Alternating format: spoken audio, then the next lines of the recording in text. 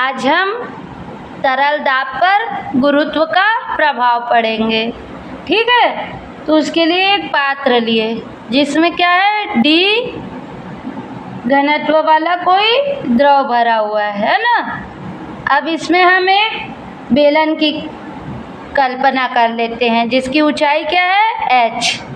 तो इस पर गुरुत्व का क्या प्रभाव होगा ये देखते हैं। ठीक है, तो इसे सबसे पहले तो हम लिख लेते हैं कि मान लो एक पात्र में d घनत्व वाला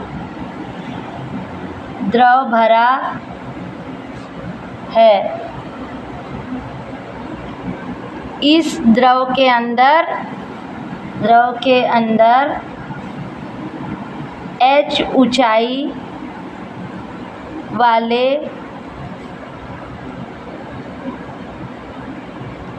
एक ऊर्ध्वाधर बेलन की कल्पना करते हैं। ठीक है, ये बेलन की कल्पना कर लिए है ना। मान लो इसके ऊपरी फलक में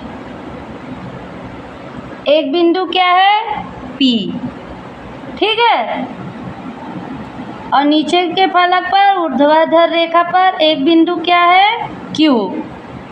और इस बेलन के अनुप्रस्थ काट का क्षेत्रफल क्या है, A। ठीक है, तो इसे लिख लेते हैं। मान लो इस बेलन के ऊपरी फलक पर बिंदु P तथा निचले फलक पर बिंदु Q है तथा इसके अनुप्रस्थ काट का क्षेत्रफल A है। ठीक है, अब द्रव के अंदर काल्पनिक बेलन का भार, तब ये जो द्रव में डूबा हुआ है उस काल्पनिक बेलन का भार क्या होगा, भार बराबर जो द्रव का द्रव्यमान है वो, और जो गुरुत्व द्वारा त्वरण लग रहा है, गुरुत्वीय त्वरण है ना। तो जो द्रव का द्रव्यमान है वो क्या होगा, आयतन गुणित घनत्व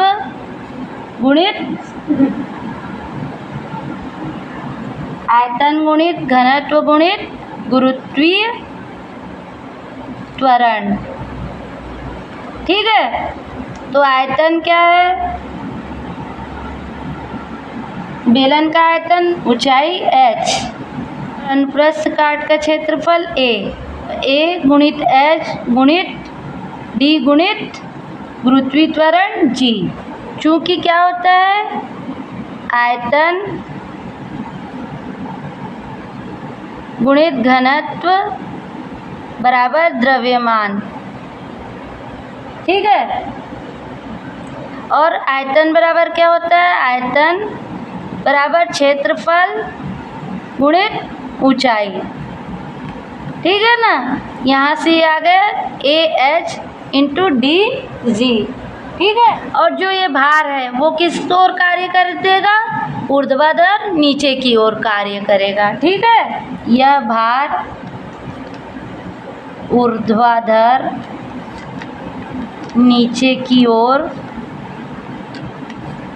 कार्य करेगा। अब जो बिंदु P और Q है इस पर द्रव द्वारा दाब लगता है ना। वो क्या है, P1 और P2 है, P1 और P2 है। यदि बिंदु P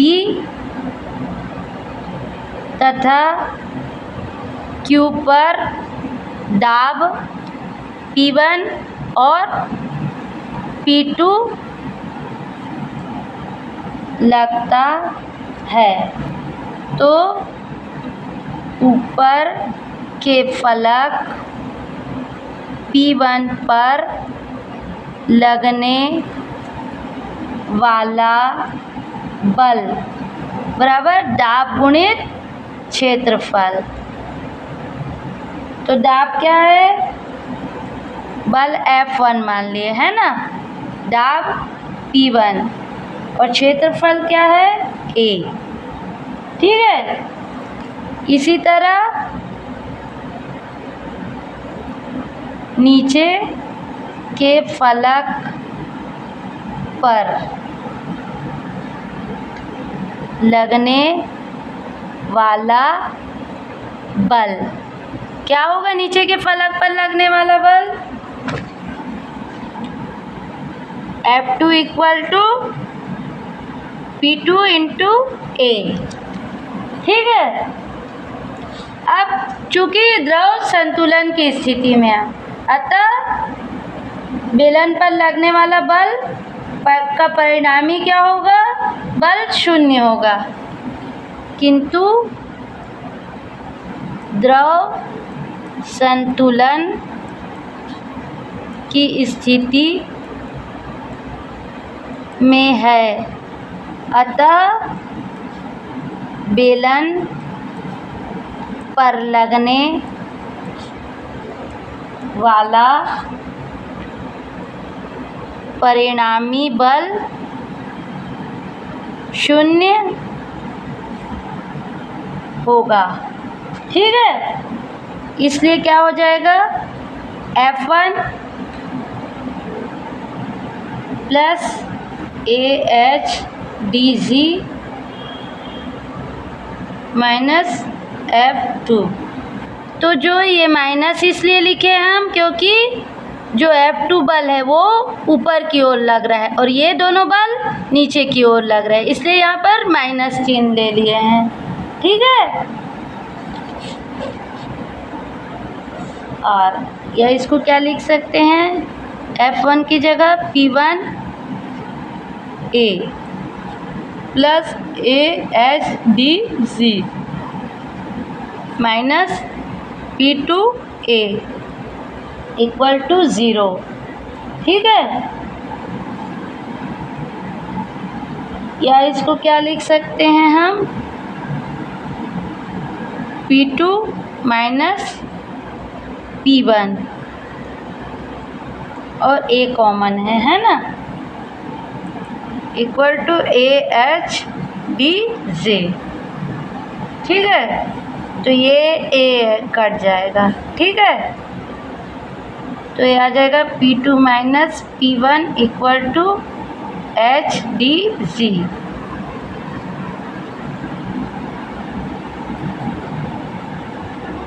और इसे दे देंगे इक्वेशन नंबर 1।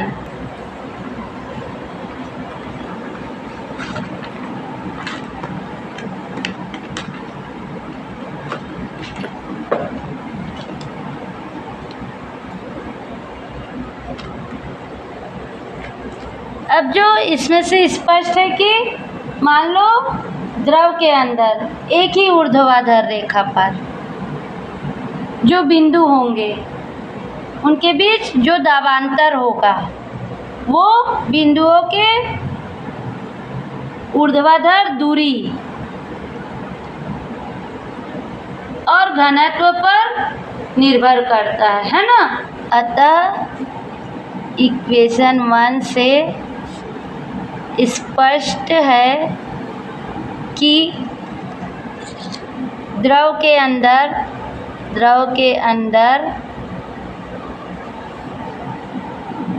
एक ही ऊर्ध्वाधर रेखा पर स्थित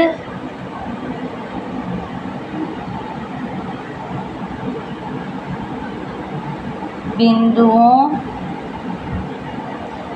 के बीच जो दाबांतर होगा, ये दोनों P1 और P2 क्या है, ऊर्ध्वाधर। ये सिलेंडर में ऊर्ध्वाधर एक ही रेखा पर थे स्थित बिंदुओं के बीच दाबांतर होता है और यह दाबांतर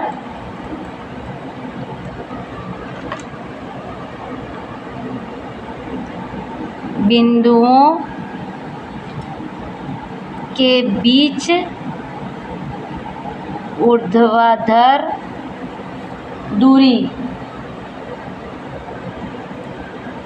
दूरी एवं घनत्व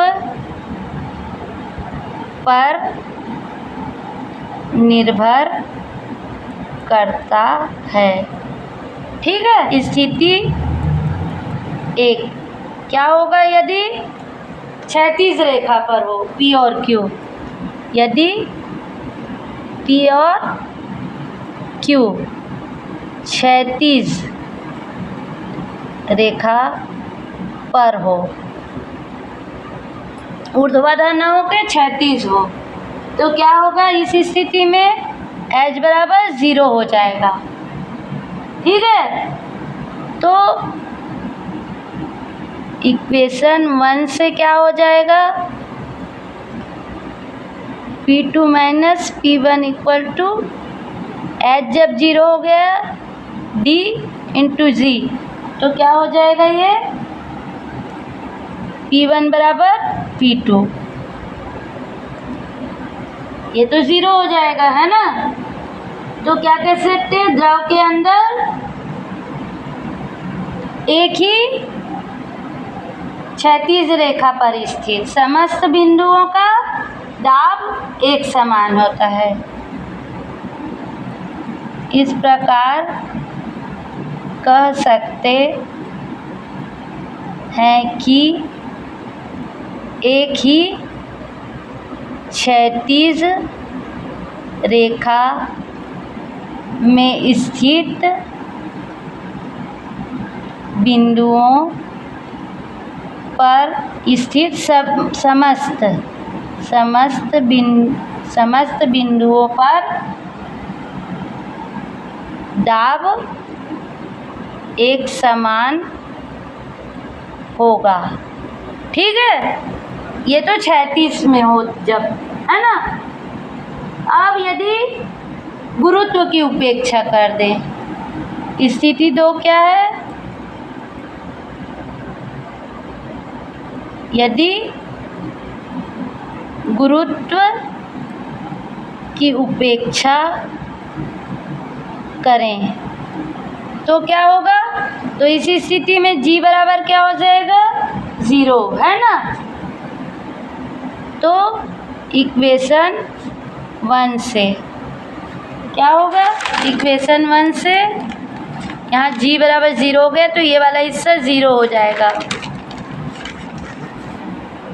तो ये हो जाएगा P2 minus P1 equal to 0, है ना, या P2 बराबर P1। तो गुरुत्व की उपेक्षा कर दे तो एक ही ऊर्ध्वाधर रेखा में स्थित समस्त बिंदुओं पर दाब एक समान होगा। यदि गुरुत्व की उपेक्षा कर दें तो एक ही ऊर्ध्वाधर रेखा में स्थित समस्त बिंदुओं पर दाब एक समान होगा। ठीक। इन तथ्यों के आधार पर पास्कल के नियम को निम्न कथनों द्वारा व्यक्त किया जा सकता है। क्या कहा जा सकता है कि यदि गुरुत्व की उपेक्षा ना करें, यदि गुरुत्व की उपेक्षा ना करें तो द्रव के अंदर एक ही उपेक्षा ना करें तो द्रव के अंदर एक ही क्षैतिज रेखा में उपस्थित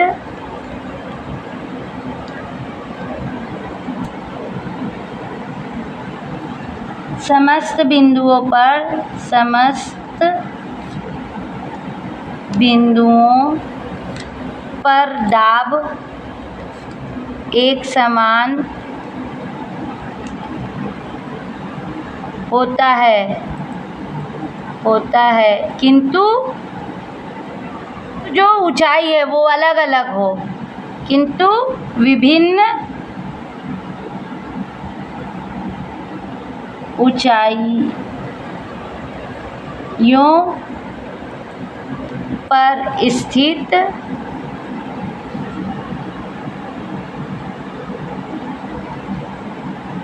बिंदुओं में दाबांतर होता है।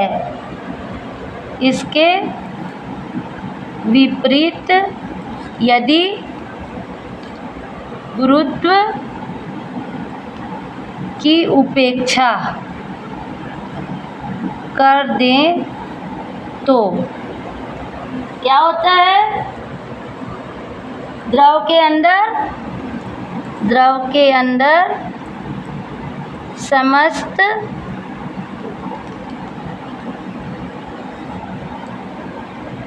बिंदुओं में दाब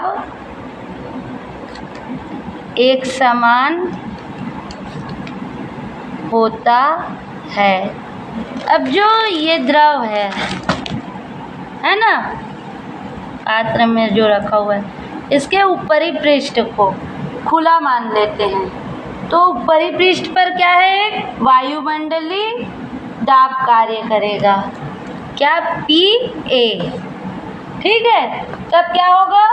यदि पात्र के बेलन का ऊपरी फलक खुला है तो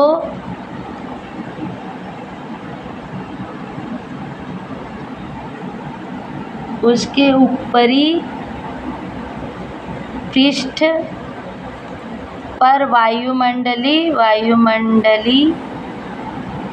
दाब PA कार्य करेगा। ठीक है, अतः द्रव के स्वतंत्र पृष्ठ से H गहराई में कुल दाब क्या होगा? H गहराई में कुल दाब P बराबर PA प्लस HDJ। तो हम क्या कह सकते हैं कि द्रव के स्वतंत्र पृष्ठ से किसी गहराई में स्थित किसी बिंदु पर दाब, वायुमंडलीय दाब और उसके ऊपर स्थित द्रव स्तंभ के कारण दाब के योगफल के बराबर होता है। इस प्रकार कह सकते हैं, इस प्रकार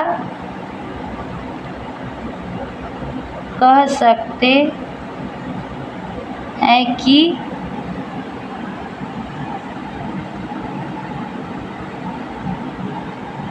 द्रव के स्वतंत्र पृष्ठ से किसी गहराई पर स्थित किसी बिंदु पर दाब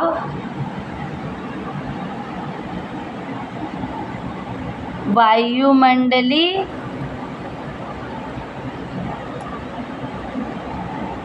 दाब और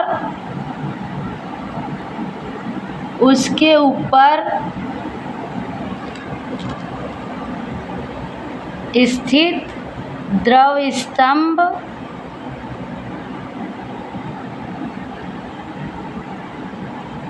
के कारण जो दाब उत्पन्न होता है, द्रव स्तंभ के कारण दाब के योगफल के बराबर होता है। ठीक है।